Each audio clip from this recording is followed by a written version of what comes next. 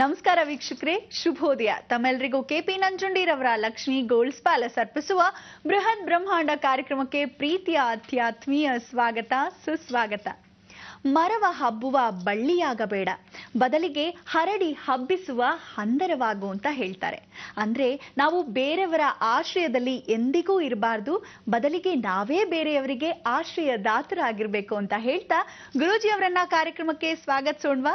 ಶ್ರೀಯುತರು ಶ್ರೀ ಸಂಪೂರ್ಣ ಸನಾತನ ಧರ್ಮ ಸಂರಕ್ಷಣಾ ಸಮಿತಿಯ ಸಂಸ್ಥಾಪಕರು ಹಾಗೂ ಶ್ರೀ ಸಂಪೂರ್ಣ ವರಮಹಾಲಕ್ಷ್ಮಿ ಮಹಾಸಂಸ್ಥಾನದ ವ್ಯವಸ್ಥಾಪಕ ನಿರ್ದೇಶಕರು, ನಮ್ಮೆಲ್ಲರ ಪ್ರೀತಿಯ ಗುರುಗಳು ಶ್ರೀ ನರೇಂದ್ರ ಬಾಬು ಶರ್ಮಾ ಗುರೂಜಿಯವರು. ಗುರುಜಿ ನಮಸ್ಕಾರ, ನಿಮ್ಗೆ ಪ್ರೀತಿಯ ಸ್ವಾಗತ ಬೃಹತ್ ಬ್ರಹ್ಮಾಂಡ ಕಾರ್ಯಕ್ರಮಕ್ಕೆ. ಗುರುಜಿ, ಇವತ್ತು ಬುಧವಾರ, ಯಾವ ವಿಶೇಷ ಮಾಹಿತಿ ನಮ್ಮ ಸಮಸ್ತ ವೀಕ್ಷಕರಿಗೆ ನೀಡ್ತೀರಾ? ಎಲ್ಲ ವೀಕ್ಷಕ ಬಾಂಧವರಿಗೆ ಪರಿಪೂರ್ಣವಾದ ಸ್ವಾಗತ ನಿಮ್ಮೆಲ್ಲರ ಬ್ರಹ್ಮಾಂಡ ಲೋಕಕ್ಕೆ. ಇವತ್ತು ಬಹಳ ವಿಶೇಷವಾಗಿರ್ತಕ್ಕಂಥ ದಿನ. ಪ್ರತಿದಿನವೂ ವಿಶೇಷವಾಗಿರತಕ್ಕಂಥ ಈ ಶ್ರಾವಣ ಮಾಸದಲ್ಲಿ ತಮ್ಮೆಲ್ಲರಿಗೂ ದೈವಾನುಗ್ರಹ ಭಕ್ತಪ್ರಿಯರಿಗೆ ಅನುಗ್ರಹಪೂರ್ವಕವಾಗಿರ್ತಕ್ಕಂಥ ಸ್ವಾಗತ, ಸುಸ್ವಾಗತ. ದೇವರ ಅನುಗ್ರಹ ಯಾವತ್ತಾದರೂ ಮನುಷ್ಯನಿಗೆ ಬೇಕು. ಯಾವ ರೀತಿ ದೇವರ ಅನುಗ್ರಹ ಅಂದರೆ, ಪ್ರತಿನಿತ್ಯ ಒಂದು ವ್ರತಾಚರಣೆಯಲ್ಲಿ ಇಟ್ಕೊಂಡಿರ್ತಕ್ಕಂಥ ದೈವಾನುಗ್ರಹ. ಪ್ರತಿಯೊಬ್ಬ ಮನುಷ್ಯನಿಗೂ ದೈವ ಅನುಗ್ರಹದಲ್ಲಿ ಇವತ್ತು ನಾವು ಕಾಣದೇ ಇರತಕ್ಕಂಥ ಎಷ್ಟೋ ದೇವತೆಗಳು, ಪ್ರಪಂಚದಲ್ಲಿ ನೋಡದೇ ಇರತಕ್ಕಂಥ, ಅಸಾಧ್ಯವಾಗಿರ್ತಕ್ಕಂಥ, ಪರಿಪೂರ್ಣವಾಗಿರ್ತಕ್ಕಂಥ, ಶಕ್ತಿಯುತವಾಗಿರ್ತಕ್ಕಂಥ, ಕ್ಷೇತ್ರ ಮಹಿಮೆ ಉಳ್ಳತಕ್ಕಂಥ ಮಹಾನ್ ದೇವತೆಗಳಿದ್ದಾರೆ. ಆ ದೇವತೆಗಳಿಗೆ ನಾವು ಚಿರಸಾಷ್ಟಾಂಗ ನಮಸ್ಕಾರಗಳನ್ನು ಹಾಕಬೇಕು. ಇವತ್ತು ನಾಗರ ಚತುರ್ದಶಿ, ಬಹಳ ವಿಶೇಷವಾಗಿರ್ತಕ್ಕಂಥ ಬುಧವಾರ. ಈ ನಾಗರ ಚತುರ್ದಶಿ ಅಂದರೆ ನಾಳೆ ನೀವು ಸಿದ್ಧತೆ ಮಾಡಿಸ್ಕೊಳ್ಳತಕ್ಕಂಥ ನಾಗರ ಪಂಚಮಿ ವಿಚಾರ. ನಾಗರ ಪಂಚಮಿಗೆ ಬಹಳ ಮಡಿಯಾಗಿರಬೇಕು, ಆಚರಣೆ ಬಹಳ ಶುದ್ಧವಾಗಿರಬೇಕು. ಇದರಲ್ಲಿ ನಾಗಪಂಚಮಿ ಅಂತ ಏನಕ್ಕೆ ಹೇಳ್ತೀವಿ, ಗರುಡ ಪಂಚಮಿ ಅಂತ ಯಾಕೆ ಹೇಳ್ತೀವಿ ಅಂದರೆ, ನಾಗರ ಚತುರ್ದಶಿ ಅನ್ನೋದು ನಾಗರ ಪಂಚಮಿ, ನಾಗ ದೇವತೆಗಳ ಅನುಗ್ರಹವನ್ನು ಕೊಡ್ತಕ್ಕಂಥ ಒಂದು ನಾಗ ಚತುರ್ದಶಿ. ನಾಗ ಚತುರ್ದಶಿಯಲ್ಲಿ ನಾಗರ ಹಾವುಗಳು ಜನನವಾಗಿದ್ದ ಒಂದು ಸನ್ನಿಧಿ.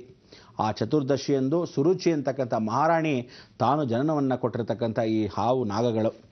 ನಮ್ಮಲ್ಲಿರ್ತಕ್ಕಂಥ 86 ಲಕ್ಷ ವಿಧವಾದ ನಾಗದೇವತೆಗಳು, ಅಂದರೆ ನಾಗರ ಹಾವುಗಳು ನಮ್ಮಲ್ಲಿ ಉಳಿದಿರೋದೇ ಇಷ್ಟೊಂದು ಹಾವುಗಳ ವಿಧಾನ.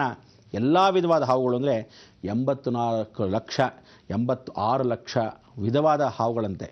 ಆದರೆ ಇವತ್ತು ಕೇವಲ ಇಷ್ಟೊಂದು ಹಾವುಗಳು ಪ್ರಪಂಚಾದ್ಯಂತ ಇದ್ದರೂ ಸಹ ನಾವು ಆ ಹಾವುಗಳಲ್ಲಿ ನಾಗರ ಹಾವು ಅಂದರೆ ಸಾಕ್ಷಾತ್ ದೈವನಾಗರ, ಭೂಮಿಯಲ್ಲಿರ್ತಕ್ಕಂಥ ನಾಗರ ಹಾವು, ಅದೇ ರೀತಿಯಾಗಿ ದೈವ ತತ್ವದಲ್ಲಿ ಅದನ್ನು ದೇವರ ಸಮಾನ ಅಂತೇಳಿ ಪೂಜೆ ಪುನಸ್ಕಾರಗಳನ್ನ ಮಾಡ್ತಾ ಇರೋ ಭಾರತ ದೇಶದಲ್ಲಿ ಬಹಳ ಮುಖ್ಯವಾಗಿರ್ತಕ್ಕಂಥ ರಾಜನಾಗಗಳನ್ನ ಪೂಜೆ ಮಾಡ್ತಾ ಬಂದಿದ್ದೀವಿ.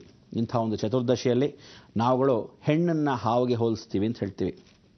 ಯಾತಕ್ಕೆ ಅಂದರೆ, ಕೈಗೆ ಸಿಗತಕ್ಕಂಥ ಹಾವು ಕೆಲವೊಮ್ಮೆ ಸಿಗುತ್ತೆ, ಕೆಲವೊಮ್ಮೆ ಕಚ್ಚುತ್ತೆ, ಕೆಲವೊಮ್ಮೆ ದಾರಿಯನ್ನು ತೋರಿಸುತ್ತೆ, ಕೆಲವೊಮ್ಮೆ ವಿಷಜಂತು ಅಂತ ಹೇಳಿ ದೂರ ನಾವು ಸೆಳೆದು ಬಿಡ್ತೀವಿ. ಹೆಣ್ಣು ಹಾಗೇನೆ, ಭಾಳ ಹೆಣ್ಣು ಹೊಣ್ಣು ಮಣ್ಣು ಅನ್ನೋದು ಕೈಗೆ ಸಿಕ್ಕಿದಾಗ, ಋಣ ಬಂದಾಗ, ಪರಿವರ್ತನೆ ಆದಾಗ ಆ ಹೆಣ್ಣು ತಾನಾ ಒಲಿಬೇಕು. ಆ ರೀತಿ ಆ ಒಲಿದಾಗ ಭಗವತಿ ಕೃಪಾ ಕಟಾಕ್ಷ. ಈಗ ಒಂದು ಹೆಣ್ಣು ದೇವಿ ಕೂಡ ಒಲಿಬೇಕು ಅಂದರೆ ಭಾಳ ಕಷ್ಟವಾಗಿರುತ್ತೆ. ಒಂದು ಹೆಣ್ಣು ತಾನು ಮದುವೆ ಆಗಬೇಕು ಅಂದರೆ ಒಂದು ಗಂಡನಿಗೆ ಭಾಳ ಒಲಿದು ಬಂದು ಅವನು ಗುರುಬಲ ಬಂದಿದ್ರೇ ಹೆಣ್ಣನ್ನು ಒಲಿಯೋಕ್ಕೆ ಸಾಧ್ಯ ಅವನು.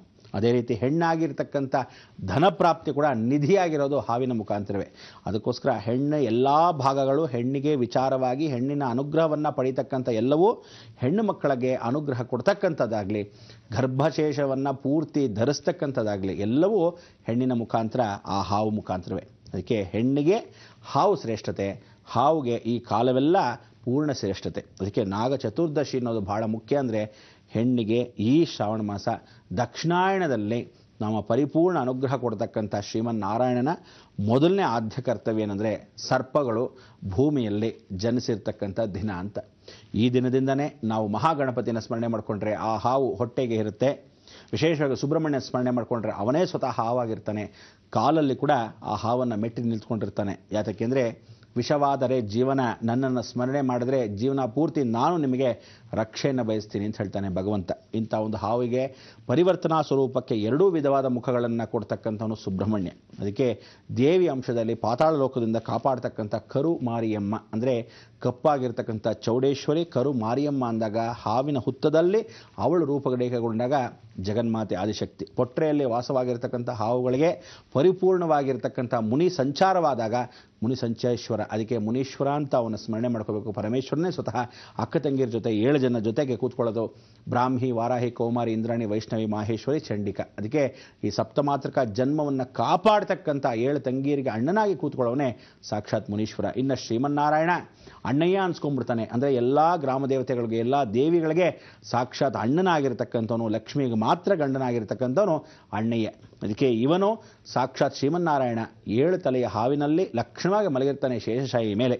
ಹಾವಿನ ಮೇಲೆ ಮಲಗಿರ್ತಕ್ಕಂಥ ಪರಮಾತ್ಮ ಬಹಳ ಆನಂದದಿಂದ ಇರ್ತಾನೆ. ಕೃಷ್ಣ ಪರಮಾತ್ಮ ಅಂತೂ ವಿಷವನ್ನು ಕಕ್ಕಿ ಹೊರಭಾಗದಲ್ಲಿ ತೆಗೆದು ಆ ಹಾವನ್ನು ಕೂಡ ಅಂತರ ವಿಷಜಂತುವನ್ನು ಕೂಡ ಒಳ್ಳೆಯದನ್ನು ಮಾರ್ಗವನ್ನು ಕೊಟ್ಟು ಮೋಕ್ಷ ಪ್ರಸಾದಿಸೋ ಕೃಷ್ಣ ಪರಮಾತ್ಮ ಕಾಳಿಮರ್ಧನ ಕೃಷ್ಣನಾಗ್ತಾನೆ.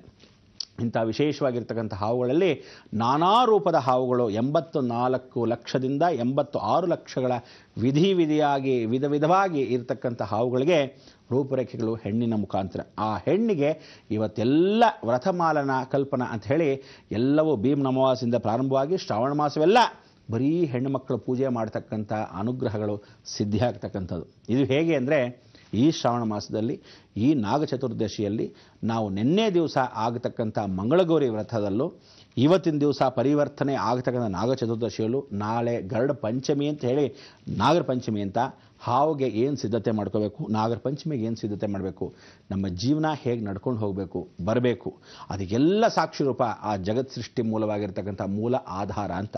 ಮೂಲಾಧಾರ ಅಂದರೆ ಗುದದ್ವಾರದಿಂದ ಸಹಸ್ರಾರದವರೆಗೂ ಕುಂಡಲಿನಿ ಶಕ್ತಿ ಅಂತ ಏನು ಕರಿತೀವಿ, ಅದೇ ಸಾಕ್ಷಾತ್ ಸರ್ಪರಾಜ.